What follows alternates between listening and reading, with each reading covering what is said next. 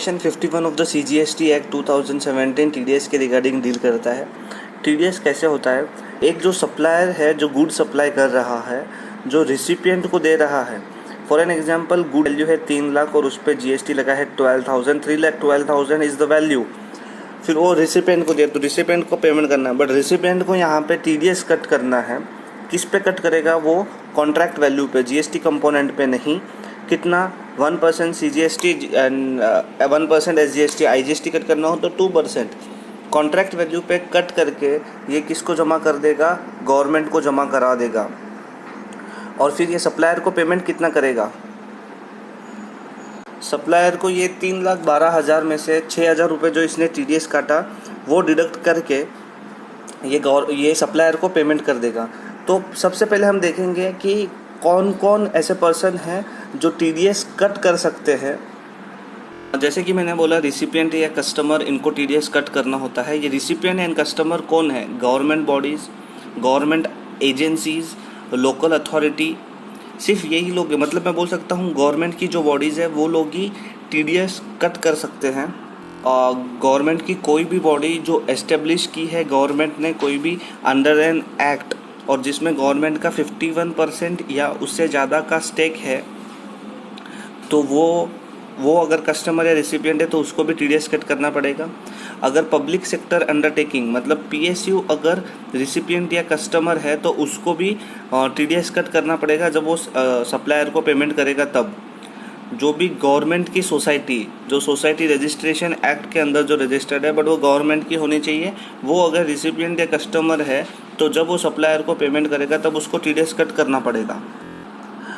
अगर रिसिपिएंट या customer government की बॉडी है बट इनको TDS कट करने की ज़रूरत नहीं है, जैसे कि मैं बोल सकता हूँ मिनिस्ट्री ऑफ डिफेंस, एक PSU सप्लायर है और एक PSU कस्टमर है। PSU सप्लायर PSU कस्टमर को गुड्स दे रहा है, तो ये केस में TDS कट करने की ज़रूरत नहीं। गवर्नमेंट आपस में ही सप्लाई कर रही है कोई, और गवर्नमेंट ही रिसिपिएंट है, गवर्नमेंट ही कस्टमर है, और गवर्नमेंट ही रिसिपिएंट है एंड गवर्नमेंट ही सप्लायर है, तो वो केस में भी TDS कट करने की ज़रूरत नहीं है। TDS का रेट क्या होगा? 1% CGST, 1% IGST, 1% CGST, 1% SGST, IGST होगा 2%। मतलब इन टोटल अपने को 2% काटना है। कब काटना है? अगर आपकी जो भी contract value, taxable contract value 2,50,000 से ज़्यादा है, तभी आपको कस्टमर या रिसिपिएंट को क्या करना है? TDS कट करना है।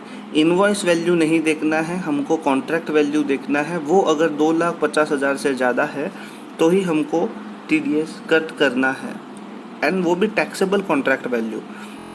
अगर आपका नॉर्मली क्या है, कॉन्ट्रैक्ट वैल्यू 3 लाख का है, इनवॉइस मैंने 2 इशू किए, 3 लाख का कॉन्ट्रैक्ट है, 1.5 लाख का मैंने इनवॉइस इशू किया और सामने वाले ने पेमेंट भी 1.5 लाख का किया, तो मेरे को TDS डिडक्टेबल है या नहीं? TDS आपको इनवॉइस वैल्यू नहीं देखना है, आपको टोटल कॉन्ट्रैक्ट वैल्यू देखना है। टोटल कॉन्ट्रैक्ट वैल्यू तो 3 लाख है, तो आपको TDS डिडक्ट करना है। TDS कब डिडक्ट करना है? पेमेंट वाइज आपको नॉर्मली TDS डिडक्ट करना है।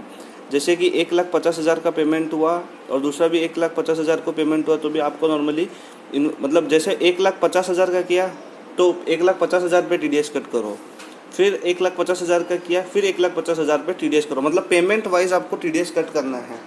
दूसरा सिनेरियो ये है, कॉन्ट्रैक्ट वैल्यू 4 लाख का है, इनवॉइस भी 4 लाख का डाला और 1 लाख, 2 लाख और 1 लाख ऐसा पेमेंट मिला, तो सामने वाला अगर रिसिपिएंट कस्टमर जब 1 लाख का पेमेंट कर रहा है तो 1 लाख पे ही वो TDS कट करेगा। जब नेक्स्ट टाइम वो रिसिपिएंट या कस्टमर 2 लाख का पेमेंट कर रहा है तो फिर वो 2 लाख पे ही TDS कट करेगा। फिर रिसिपिएंट ने TDS कट कर लिया तो उसको within 10 days after the end of the month and से 10 दिन के अंदर उसको TDS है वो गवर्नमेंट को डिपॉजिट करवा देना है। TDS गवर्नमेंट को डिपॉजिट करवाने के बाद 5 दिन के अंदर उसको जब डिपॉजिट करवाया गवर्नमेंट को, वहाँ से 5 दिन के अंदर उसको सप्लायर को TDS सर्टिफिकेट देना पड़ेगा। अगर उसने TDS सर्टिफिकेट नहीं दिया तो 100 रुपीज़ पर डे की पेनल्टी है, बट ज़्यादा से ज़्यादा 5,000 रुपये ही लग सकती है। और TDS जो रिटर्न है, जो TDS कट करता है उसको TDS रिटर्न भी भरना पड़ता है। फॉर्म GSTR 7 के अंदर उसको TDS रिटर्न भी भरना पड़ता है। अगर क्या है, मैंने TDS काट तो लिया, बट जो है मंथ एंड के अगले 10 दिन के अंदर मेरे को गवर्नमेंट को जमा करवाना होता है, मैंने जमा नहीं करवाया तो एक चीज़ का यहाँ पे लगेगा, यहाँ पे 18% पर एनम से इंटरेस्ट लगेगा। एक 18 जितना डिले हुआ, ड्यू डेट से जितना डिले हुआ उस पर 18% से ब्याज लगेगा। एक चीज़ का और ध्यान रख सकते हो, हमारे यहाँ अगर देखना कहीं लीप ईयर पड़ता है तो आप डिवाइडेड बाय 366 डेज करना, वरना 365 डेज से चलते रहना।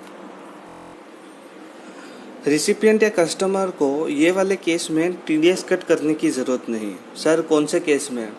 अगर इंटरस्टेट है, मतलब जो इंटरस्टेट रिसिपिएंट है वो अदर स्टेट में बैठा है और जो सप्लायर है वो दूसरे स्टेट में है, कंडीशन नंबर 1।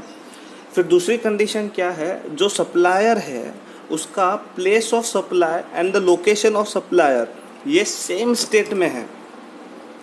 मैं बोल सकता हूँ कि महाराष्ट्र में ही है और जो अनदर जो रेसिपिएंट कस्टमर है वो राजस्थान में है, but LOS and POS Maharashtra में ही है, तो रिसिपिएंट जब पेमेंट करेगा तब उसको TDS कट करने की ज़रूरत नहीं है। एरोनियस डिडक्शन ऑफ TDS काटना नहीं चाहिए था, बट मैंने डिडक्ट कर लिया। मैंने डिडक्ट करने के बाद में, जैसे कि आपको पता है, मैं जब भी सामने वाले का TDS डिडक्ट करता हूँ सप्लायर का, तो सप्लायर के कैश लेजर में रिफ्लेक्ट होता है। फिर सप्लायर क्या करता है, एज इट इज़ वो नॉर्मली अमाउंट दिखेगा, जो कैश लेजर में उसमें पैसा जमा हुआ वो पेमेंट के लिए यूज़ करता है। वो वहाँ पे TDS ऐसा नहीं कि 12,000 GST 6,000 मेरे कट गया, ही विल डिपॉजिट 3,12,000 ओनली। तो क्या होगा, अगर सामने वाले के कैश लेजर में इम्पैक्ट पड़ गया तो आपको कोई रिफंड नहीं मिलेगा, अदरवाइज आप रिफंड के लिए अप्लाई कर सकते हो। आ सकता है that TDS not to be deducted under the following cases. अगर आपकी कॉन्ट्रैक्ट वैल्यू 2.5 लाख से कम है टैक्सेबल, हम यहाँ पे एग्जाम नहीं देखेंगे। जैसे कि मैं आपको एग्जाम्पल बताता हूँ, टोटल कॉन्ट्रैक्ट वैल्यू 4 लाख है, उसमें से मेरा टैक्सेबल सप्लाई था वो 2 लाख का था और एग्जाम सप्लाई मेरा 2 लाख का था। Exempt supply for an example I can take as a book. तो एग्जाम सप्लाई को आप टोटली इग्नोर करो, फिर आप देखो टैक्सेबल सप्लाई जो 2 लाख है, टैक्सेबल सप्लाई 2 लाख, क्या वो 2.5 लाख से ज़्यादा है? नहीं है, तो TDS कट करने की ज़रूरत नहीं है। आप जो भी एग्जाम सप्लाई करते हो उस पर TDS कट करने की ज़रूरत नहीं है। जो भी गुड्स एग्जाम्प्ट है जिस पे GST नहीं लगती है वो आप सप्लाई करते हो तो TDS आने का सवाल ही नहीं है। एक चीज़ है कि ये जो TDS का कंसेप्ट है 1 अक्टूबर 2018 से बाद में आया। 1 अक्टूबर 2000 से पहले अगर कुछ हुआ रहेगा उस पर आप कम्प्लीटली TDS कट नहीं करोगे, उसको आप कम्प्लीटली इग्नोर करोगे, ये क्वेश्चन में घुमाया जा सकता है। जैसे कि 1 अक्टूबर 2018 से TDS का कंसेप्ट आया, उससे पहले मैंने क्या किया, 5 लाख रुपए एडवांस दे दिया किसी सप्लाई के रिगार्डिंग। फिर 1 अक्टूबर 2018 के बाद मेरे को इनवॉइस मिला कुछ 20 लाख रुपए का, बट 5 लाख रुपए तो मैंने पहले एडवांस दे दिया था, तो एडवांस पे TDS नहीं काटोगे और जो बाकी के जो 15 लाख रुपए बचे हैं उस पर आपको TDS कट करना पड़ेगा। सप्लायर को ऐसी सर्विस दे रहे हैं जो रिसिपिएंट RCM में गवर्नमेंट को टैक्स देगा, तो रिसिपिएंट को TDS कट करने की ज़रूरत नहीं। मतलब रिसिपिएंट या कस्टमर को ऐसी सर्विस मिल रही है जिसमें रिसिपिएंट या कस्टमर को ही GST गवर्नमेंट को देना है अंडर द RCM, तो वो केस में TDS का कंसेप्ट नहीं आता है। यहाँ पे मैंने क्या किया, TDS जो है डिपॉजिट करना चाहिए था 10 दिसंबर को, बट मैंने डिपॉजिट किया 20 दिसंबर को। 40 दिन का फ़र्क है, 13,500 TDS की अमाउंट है।